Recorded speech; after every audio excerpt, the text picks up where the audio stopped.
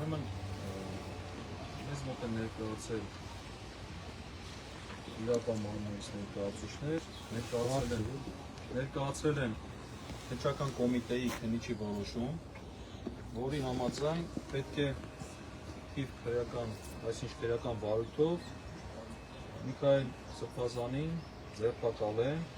կալանավորման ներկայացնելու նպատակով։ Այս քրեական գործը ըստ նյութի հարուցվել է ներքին գործերի նախարարության ոստիկանության համապատասխան վարչության կողմից ստացված հաղորդման հիման վրա այս թվականի հունիսի 17-ին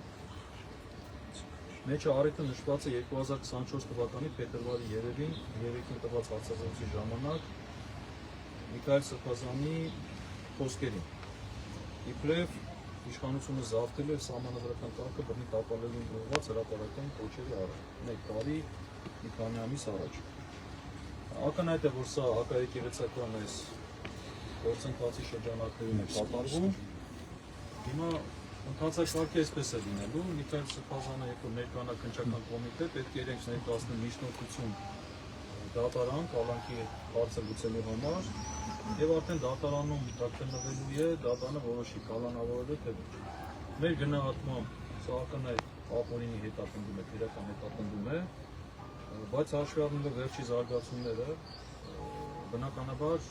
այսպես իրան անդուր չենք նայում։ Ուզում նաև տեղեկացնել, որ Միքայել Սրբազանի համար փաստաբանական խումբ է ձևավորված, մենք ամեն ինչ կանենք Միքայել Սրբազանի պաշտպանությունը իրականացնելու, իհարկե ձեր աղոթքների եւ ձեր աջակցության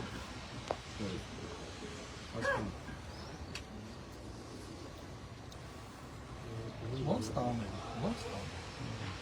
Եթե տանելու են մեզ բոլորից ծով տանել։ Հազարանական տանել։ Որտեղ Միքայել Սրբազանը Սրբազան մի գնացեք, բոլորից թող գան զորով կալանավորեն։ փորձեն տանել։